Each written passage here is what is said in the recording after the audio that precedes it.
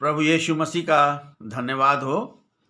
आज का जो मेरा टॉपिक है वो है डैनियल चैप्टर 10, डैनियल की पुस्तक और उसका 10 अध्याय 1 से लेकर के 5 वर्ष तक हम देखेंगे कि ये दर्शन साइरस के तीसरे वर्ष में मिला।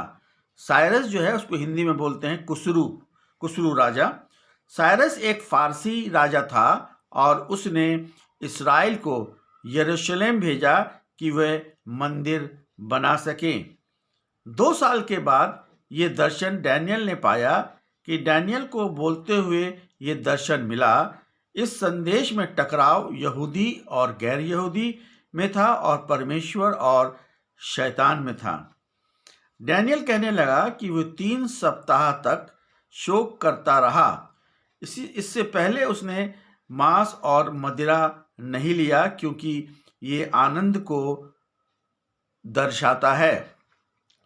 उसने अच्छा भोजन छोड़ दिया। हिब्रू शब्द आया है टेस्टी, मीन्स डिजायरेबल, बहुत बढ़िया, बहुमूल्य। सो उसने कुछ नहीं खाया और ना मांस और ना मदिरा पिया। उसने साधारण भोजन किया ताकि अपने आप को जीवित रख सके। डैनियल ने सोचा कि इस्राएल के लिए और भी क्लेश बाकी है। डैनियल अपने शोक के बारे में बताता है कि उसके लिए बहुत ही कठिन था ये सब देखने के लिए।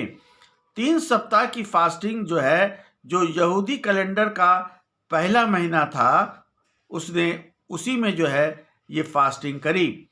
ये तारीख यहूदियों के लिए महत्वपूर्ण है क्योंकि इसी समय फसह या पासोवर या अख़मीरी रोटी का पर्व बनाया जाता है, जो कि 14 तारीख से लेकर के 21 तारीख तक था और उसको उन्होंने मनाया।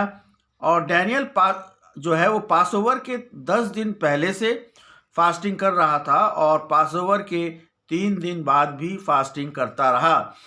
पासोवर यानी मैंने आपको बताया कि फसह का पर्व जो है या अख़मीरी रोटी का पर्व, जब इस्राएली लोग मिस्र देश की गुलामी से निकले थे तब से ये पासोवर बनाया जा रहा है। ये विजयी जीवन जो है हत्याचार के खिलाफ है। डैनियल जो है ने इस्राएलियों से मिस्र के निकलने के बारे में जानता था और वे फास्टिंग इसलिए कर रहा था कि परमेश्वर अपनी योजना को बदल दे। वर्ष 5 में है, डैनियल जो है टिग्रिस रिवर के किनारे जो है खड़ा था, जो कि बाबुल से होकर के जाती है। उसने एक संख्या को देखा जिसको डैनियल ने सर्टेन मैन यानी कि डैनियल 8:15-16 में भी इसके बारे में लिखा हुआ है। वो व्यक्ति सफ़ेद लाइनन वस्त्र पहने हुए था जैसे प्रिस्ट लोग पहनते हैं। सफ़ेद जो है वो पवित्रता की निशानी है। जो सफ़ेद कपड़ा पहने था वह परमेश्वर का मध्यस्थ था।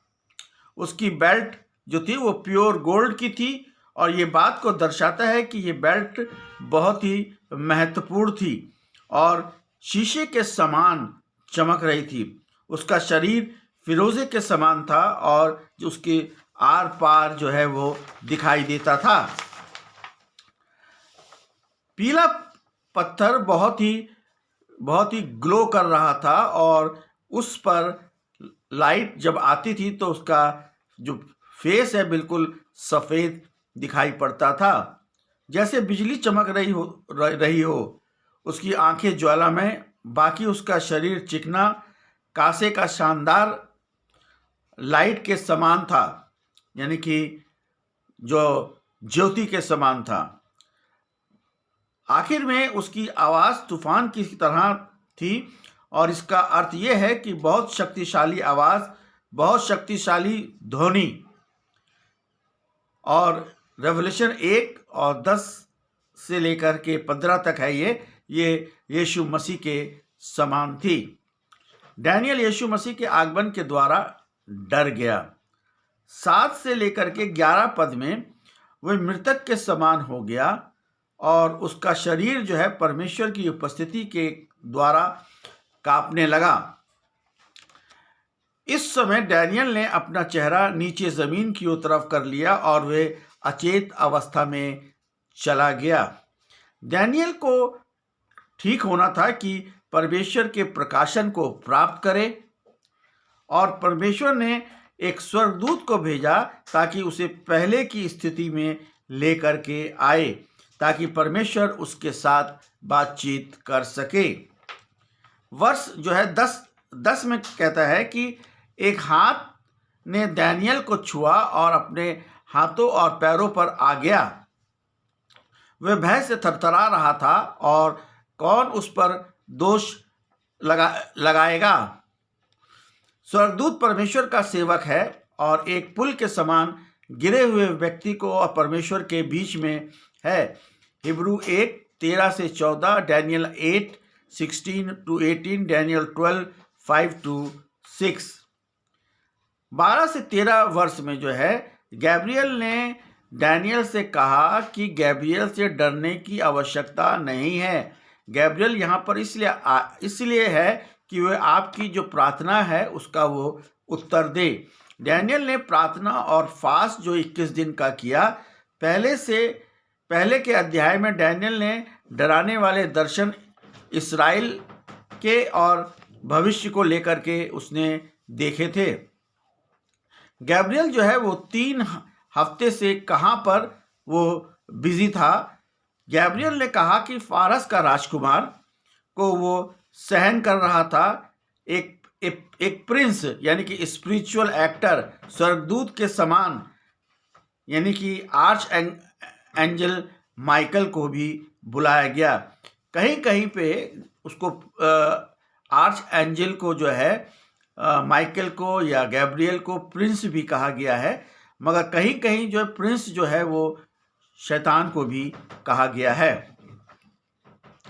हम जानते हैं कि गैब्रियल भी आर्च एंजल है और वह भी चीफ प्रिंस चैप्टर 9 में। एंटी क्राइस्ट को भी प्रिंस बताया गया है जो गिरे हुए स्वर्गदूत हैं। डीमंस जो हैं वो जो शैतान के राइट हैंड होते हैं। उसने गैब्रियल का विरोध किया और डीमंस और गैब्रियल की जिम्मेदारी फारस के लिए है। यानी कि अगर आप यहूदा 9 पद को पढ़ें, गैब्रियल प्रिंस ऑफ पर्शिया को 21 दिन तक रोके रहा। प्रिंस ऑफ पर्शिया बहुत शक्तिशाली डीमंस है और वह शैतान का राइट हैंड है। शैतान ने प्रिंस ऑफ पर्शिया को यह जिम्मेदारी दी कि वे फारस और शैतान की बहुमूल्य क्षेत्र की जो है वो रक्षा करे। उसके बाद हम देखते हैं कि गैब्रियल और माइकल जो हैं इस डीमन से लड़े और उसके शैतानी कार्य को उन्होंने उस क्षेत्र में जो है वो रोक दिया। और अगर वर्ष 13 देखें कि अंत में गैब्रियल ने कहा कि वह और फारस के राजा ने उसे रोक रखा था। दोनों गैब्रियल और माइकल डीमन का विरोध कर रहे थे ताकि उनको सफलता ना मिले, यानी कि डीमंस को सफलता ना मिले। एजरा में हम पढ़ते हैं कि शक्तिशाली शासक इस्राएल का विरोध कर रहे थे और इस्राएल के कार्य को रोक रहे थे। Ezra 4:4-5, efficiency 6:12। वर्ष 14 से 19 में जो है डैनियल की प्रार्थना का उत्तर गैब्रियल उसको देने के लिए तैयार था। जो दर्शन डैनियल ने देखा था कि उसका उत्तर दे। डैनियल बोल नहीं पा रहा था और उसका सिर पृथ्वी पर था, वो बात नहीं कर पा रहा था, इसलिए कि स्वर्गदूत ने उसके होठों को छुआ ताकि डैनियल के मुंह को शक्ति मिल सके ताकि वह फिर बोले। डैनियल ने अपनी ताकत को नया किया और ताकि वह फिर से बात करे। डैनियल ने कहा कि मैं कैसे अपने प्रभु से बात कर सकता हूँ। अंग्रेजी में वर्ड आया lord, means respect. Someone says to his superior. दूसरी बात डैनियल कहता है कि मैं कैसे इन बातों को आगे बढ़ूं, क्योंकि इस दर्शन ने उसका जो स्टैमिना था वो कम कर दिया, उसकी जो ताकत थी वो कम हो गई।